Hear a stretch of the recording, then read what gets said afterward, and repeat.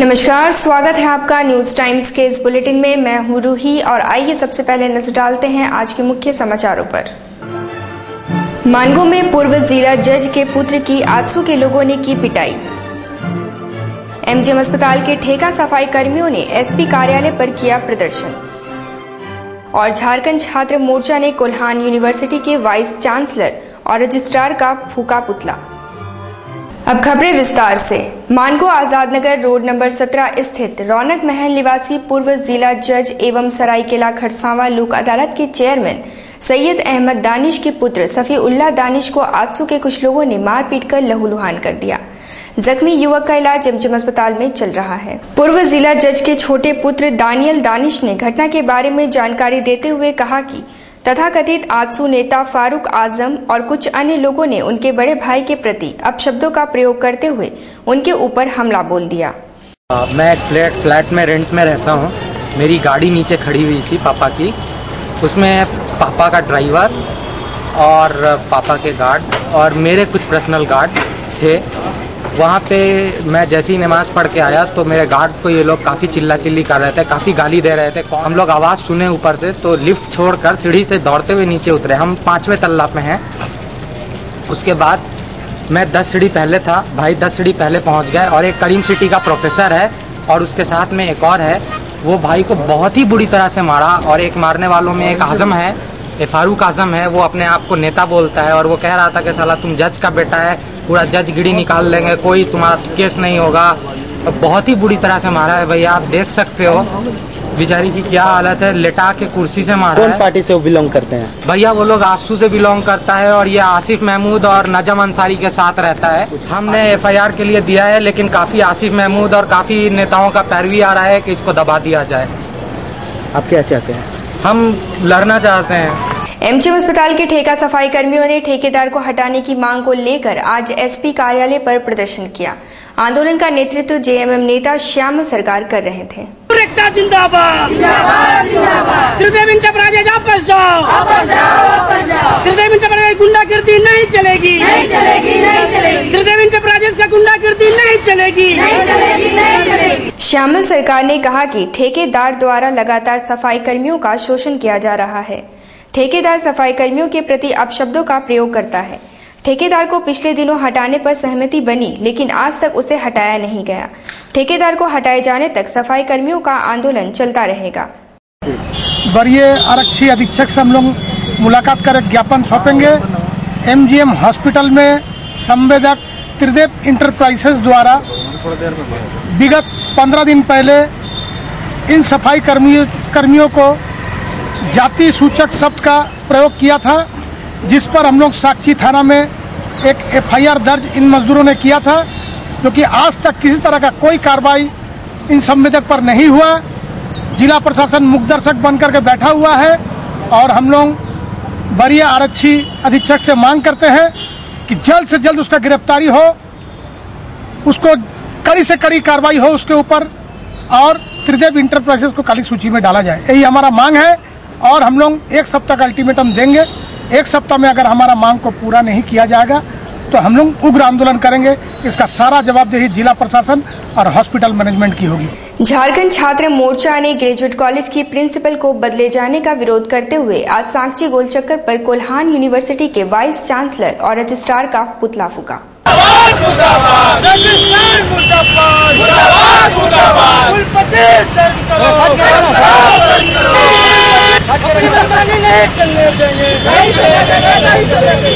झारखंड छात्र मोर्चा के एक प्रतिनिधि ने कहा कि यूनिवर्सिटी प्रशासन ने मनमानी करते हुए ग्रेजुएट कॉलेज की प्रिंसिपल कनकलता को हटाकर उनकी जगह पर दूसरे को पदभार सौंपा गया। यूनिवर्सिटी प्रशासन की मनमानी को झारखंड छात्र मोर्चा किसी भी कीमत पर बर्दाश्त नहीं करेगा। छात्र संघ की तरफ से इसलिए विरोध किया जा रहा है कि वहाँ के कुलपति और वहाँ के रजिस्ट्रार अपने मनमानी ढंग से दूसरे प्रिंसिपल को हटा के दूसरे प्रिंसिपल रखा गया है और उन्होंने पैसा लेकर हेर फेर किया और उन्होंने आय से संपत्ति अर्जित की। और जो रजिस्ट्रार और कुलपति अभी वहाँ पे है तैनात, उनको उम्र से अधिक से उनको उम्र बढ़ गया, उनके बाद भी अभी तक अपने पद पे काबिज है। इसके विरोध में उन्होंने आज ये मार्च निकाला है। समाजवादी पार्टी ने राज्य में कांग्रेस जेएमएम गठबंधन की बन रही सरकार की आलोचना करते हुए राज्य के विकास के लिए विधानसभा भंग करने की मांग पत्र डीसी को सौंपी है। जिला अध्यक्ष राकेश कुमार ने कहा कि राज्य में नए जनादेश की आवश्यकता है। जब तक बहुमत की सरकार नहीं बनेगी, राज्य का समुचित विकास नहीं हो सकता। डीसी महोदय को ज्ञापन सौंपने हम लोग आए हुए हैं कि विधानसभा भंग किया जाए और राष्ट्रपति खत्म किया जाए, राष्ट्रपति शासन खत्म किया जाए और विधानसभा भंग कर जल्द से जल्द चुनाव कराया जाए। कांग्रेस जनों ने छायानगर सहित विभिन्न बस्तियों की साफ सफाई की मांग को लेकर आज जेएनएसी कार्यालय पर प्रदर्शन किया। किशन खन्ना ने कहा कि छायानगर सहित कई बस्तियों में बरसात का पानी जमा होने से वहां मलेरिया, डायरिया जैसी बीमारियां फैलने की प्रबल संभावना है। जेएनएसी प्रशासन को वहां साफ सफाई की व्यवस्था सुनिश्चित करनी चाहिए।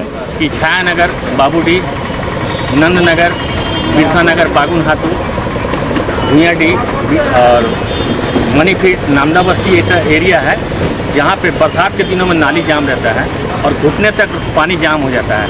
उसकी सफाई होनी चाहिए। नाली में गंदगी के चलते मच्छर का प्रकोप है। आए दिन एमजीएम अस्पताल में लोग बीमार होकर जा रहे हैं। साथ ही कुछ पुलिया और सड़कें टूटी है जो जेएनएसी के अधीन में आती है, उसे बनाया जाए।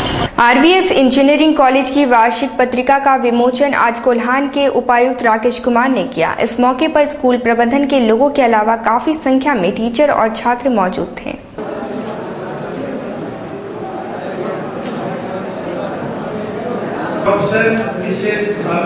अपने संबोधन में राकेश कुमार ने कॉलेज की तारीफ करते हुए कहा कि यह इंस्टीट्यूट काफी तेजी से प्रगति कर रहा है। इंस्टीट्यूट का उद्देश्य छात्रों को गुणवत्ता युक्त शिक्षा देकर उनका भविष्य सुधारने का होना चाहिए, जिसका यह इंस्टीट्यूट खरा उतरने का प्रयास कर रहा है। उन्होंने इंस्टीट्यूट के उज्जवल भविष्य की कामना की।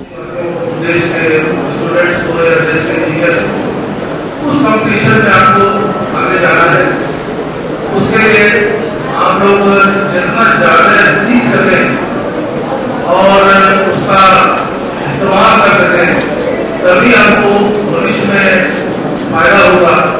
अन्यथा इस दुनिया में धीरे धीरे काफी डिटोरेट। मैं पुनः शुभकामनाएं दूंगा और धन्यवाद भी दूंगा कि मुझे आपने दोबारा। मानगो डिमना हाईवे स्थित सिंधु कानू शिक्षा निकेतन के ट्रस्टी सोनाराम मांझी ने पुलिस प्रशासन से जान माल की सुरक्षा की गुहार लगाई है। वे आज एसएसपी से मिलने आए थे। सोनाराम मांझी ने कहा कि ट्रस्ट की भारी भरकम राशि पर कुछ असामाजिक तत्वों की गिद्ध दृष्टि लगी हुई है। राशि हड़पने की नीयत से कुछ लोग उनकी हत्या की साजिश कर रहे हैं। पुलिस प्रशासन को इसे गंभीरता से लेना चाहिए। कोऑपरेटिव ट्रस्टी को हम लोग मिलाया था। जो लोग मिल करके हमारे पुराने ट्रस्टी रामचंद्र महांती और गोपाल चंद्र दास सबको लेकर के वो लोग अशांत पैदा कर दिया है और हमारे ट्रस्ट के जो खाता था, बचत खाता, उसको सब मिलकर के कोऑपरेटिव मेंबर और रामचंद्र महांती और गोपाल चंद्र दास मिलकर के उनको फ्रीज कर दिए, जिसमें हम लोग का कामकाज ठप हो गया है और हमारे पूरे ट्रस्ट को हड़पने के लिए वो लोग षड्यंत्र बनाए। हम लोग आज एसपी से मिलने के आए हैं और कि इसमें हम लोग को जो ये चल रहा है, झंझट चल रहा है, उससे हमको मदद करने के लिए हम एसपी से मिल रहे हैं। मानगो देवविला अपार्टमेंट के लोगों ने बिल्डर पर वादा खिलाफी का आरोप लगाते हुए इस संबंध में डीसी से लिखित रूप से शिकायत की है। फ्लैट धारकों का कहना है कि बिल्डर ने लंबे चौड़े वादे कर फ्लैट को बुक कराया, लेकिन आज तक उन्हें कोई सुविधा प्रदान नहीं की गई। देवविला कॉम्प्लेक्स में रहते हैं, जो कि post office road Mango Adarsh Nagar के पास में है और जिसके बिल्डर्स हैं मेरा कंस्ट्रक्शन, शताब्दी टावर, साक्षी।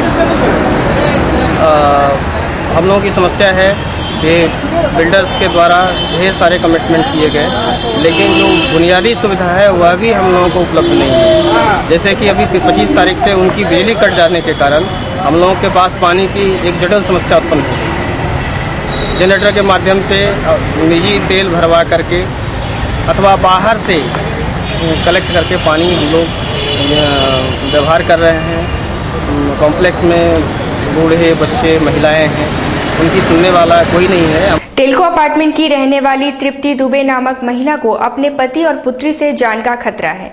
वह सुरक्षा की गुहार लगाने आज एसएसपी कार्यालय आई थी। तृप्ति दुबे ने कहा कि उनकी पुत्री गलत रास्ते पर जा रही है। जब वह विरोध करती है तो पुत्री और पति जान से मारने पर उतारू हो जाते हैं। उन्होंने चेतावनी दी है कि यदि उसे सुरक्षा प्रदान नहीं की गई तो वह एसएसपी कार्यालय के समक्ष आत्मदाह कर लेगी। हाँ, यहीं पर आया। मेरा हस्बैंड मुझे बहुत टॉर्चर करते हैं।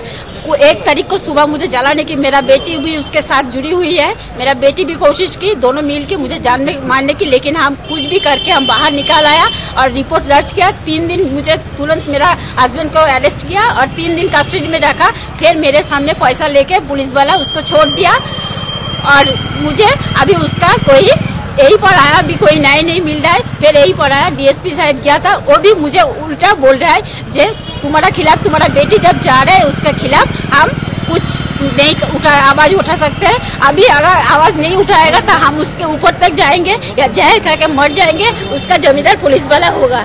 आदिवासी छात्र एकता मंच का 2 दिवसीय सम्मेलन मिलानी हॉल में आयोजित हुआ, जिसमें आदिवासियों की शिक्षा पर जोर दिया जा रहा है।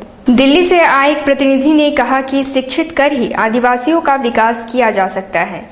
अज्ञानता के चलते आदिवासी समाज के युवा मार्ग बदल रहे हैं।